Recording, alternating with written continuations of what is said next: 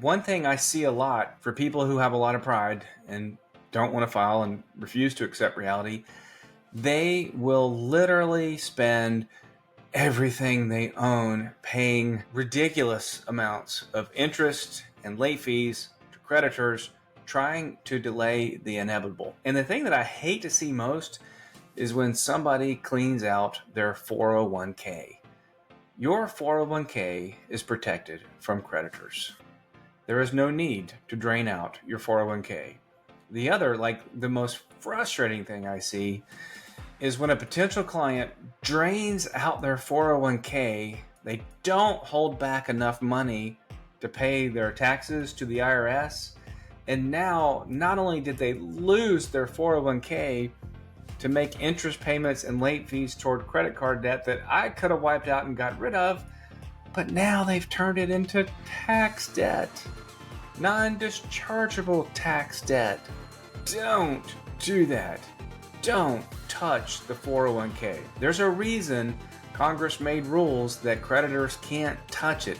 It's supposed to be there for your retirement. It's not supposed to go to creditors. And there are big tax penalties if you take early withdrawals and don't pay the IRS as well. Bottom line, don't do it. Welcome to the Bankruptcy Podcast, a podcast about untangling the complex world of bankruptcy in Georgia. Each week, we deliver the best insights and practical advice on how to navigate the legal waters of bankruptcy with expert guidance and real-life stories. Now here's your host, Jeff Kelly. Hello, this is Jeff Kelly, and in today's video, I want to talk about the number one reason why people who should file Chapter 13 or Chapter 7 don't. And that number one reason is pride. I get it. We all go through life. We get banged up. And for most people, at some point in life, we need a little grace. But some people really struggle with accepting that grace. So most of the people who really need to file are in these situations because, honestly, through no fault of their own. They had probably the number one reason is everything was going great until a spouse ran out on them, left them with all of the debt. People blame themselves. Oh, I should have done this, or I shouldn't have done that. Coulda, woulda, shoulda, whatever. I get it. They hold back on filing. Medical reasons. A lot of people are out of work for a long time because of medical situations. That's not your fault. Things happen. Sometimes people go into business, everything looks great, and then the whole entire business universe changes overnight. We saw that happen a lot during COVID. You don't have a crystal ball. You can't know what's coming around the corner. Again, it's not your fault. You gotta give yourself a little bit of grace. One thing I see a lot for people who have a lot of pride and don't want to file and refuse to accept reality, they will literally spend everything they own paying ridiculous amounts of interest and late fees to creditors, trying to delay the inevitable. And the thing that I hate to see most is when somebody cleans out their 401k. Your 401k is protected from creditors. There is no need to drain out your 401k. The other, the most frustrating thing I see is when a potential client drains out their 401k, they don't hold back enough money to pay their taxes to the IRS. And now, not only did they lose their 401k to make interest payments and late fees toward credit card debt that I could have wiped out and got rid of, but now they've turned it into tax debt. Non-dischargeable tax debt. Don't do that. Don't touch the 401k. There's a reason Congress made rules that creditors can't touch it. It's supposed to be there for your retirement. It's not supposed to go to creditors. And there are big tax penalties if you take early withdrawals and don't pay the IRS as well. Bottom line, don't do it. Should somebody sell every single thing that they own in order to pay toward their creditors? No, I don't believe that. You've got to have a place to live. You got to function. You got to have the basics of life. And that's why in the state of Georgia, you do have exemption amounts. They're not huge. They're honestly pretty chintzy when you compare to other states. In the state of Georgia, you can protect $21,500 of equity if you own a home. It's $43,000 if you are married. Other states like Florida and Texas, it's unlimited for your home. But back to my main point. Pride. Is pride a bad thing? I grew up going to church at First Baptist Atlanta, and my pastor, he would always preach, pride is terrible. It's a terrible thing. And he would spell it out, and he would say, Pride. Charles Stanley. He always said that R a little funny, I think, because he was from Virginia. But he always made it out like pride is a bad thing. And it is when it gets in the way of doing the right thing.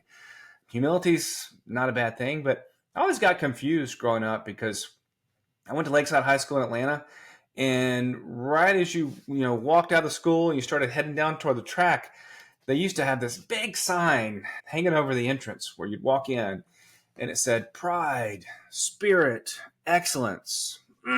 And so at Lakeside back in the day, we won everything. Football, track, baseball, whatever the sport was, we won. Sorry, competitors, we were pretty darn good. Part of that was pride. Take pride in your performance. Take pride in who you are. Is that bad? No, it's not. I don't think. I think there's a balance. But when it comes to the point where you just can't accept grace, that's when it becomes bad and when you really need it. I cannot tell you how many clients I've had in the 25 years that I've been practicing in the consumer bankruptcy world who will say to me, once we get the case filed, and they'll look at me and say, okay, can anybody sue me? Can anybody garnish me? Can anybody harass me? And I tell them, no, you're protected. The chaos stops. And they'll just breathe a sigh of relief. And then so many people will say, I should have done this years ago. Many years ago. So why put yourself through the agony? Why? It's not worth it. Stress is really bad for your health, like really bad for your health. And in my younger days, when I first started practicing, sometimes I'd scratch my head and wonder how in the world people make, some people make these decisions, and it's like you scratch your head. It's like, why'd they do that? Now that I'm older, I totally understand. It's because of stress. Stress leads to very bad decision making. Your brain doesn't function at 100%. And personally, I have made some very bad decisions in my life in the past. You got to give yourself some grace to recover, to move on to a better future. A couple of years ago, I had a pretty humorous experience with my personal pride. I decided it would be a good idea to go kayaking down the Etowah River because my good friend Sam Bice told me the Etowah River is beautiful, and it was a beautiful place to kayak. So I thought, well, if Sam does it, I can do it too, right? I looked at the map, how far can it be from Cartersville to Rome? It's not that far of a drive. How far can it be just to get in a kayak and ride, right? So I took my teenage daughter kayaking with me, and honestly, she wasn't real fired up about the idea to begin with. But once we got going, she's like, Dad, you clearly just don't know what you're doing, and you have no idea how long this is going to take. You're just guessing. So that was true. So we asked a guy along the way, hey, how long do you think this is going to take? And he's like, dude, you're going to be in here for 6 hours. So immediately my daughter wanted to turn around and just paddle back to where we started from, get out, abandoned trip, right? No way. I didn't do it. I don't want to do that. Why? Defeat, pride. Didn't want to admit I was wrong. Didn't want to admit I'd made a mistake in this whole idea. So we kayaked for hours. And probably about 3 hours went by, and it started getting hotter.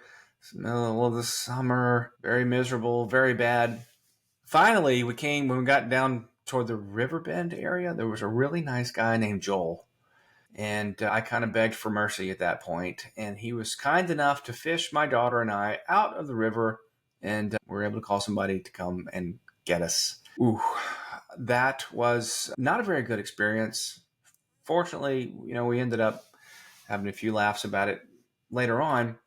But the point that I ask people, how much suffering are you willing to make yourself and your family endure because of your personal pride?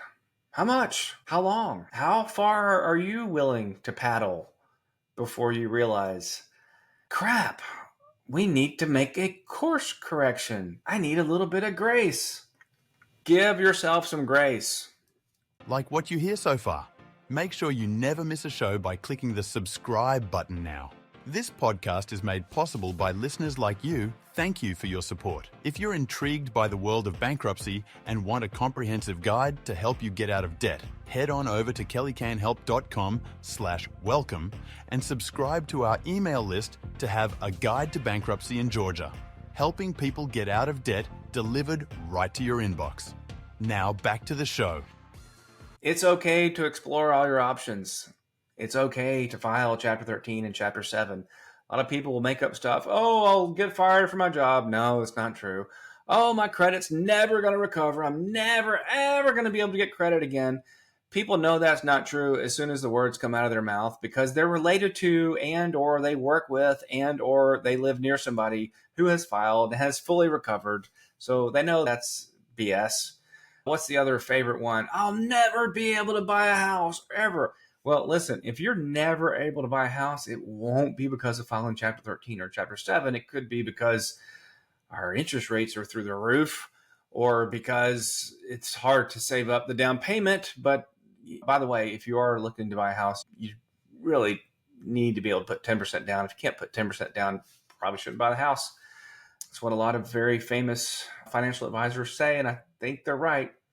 But long story short, if you've got a dark cloud hanging over your head and there's a lot of interest piling up, you got to make a move. You got to take care of it. Compound interest is wonderful when it works for you. But if compound interest is working against you, it's impossible.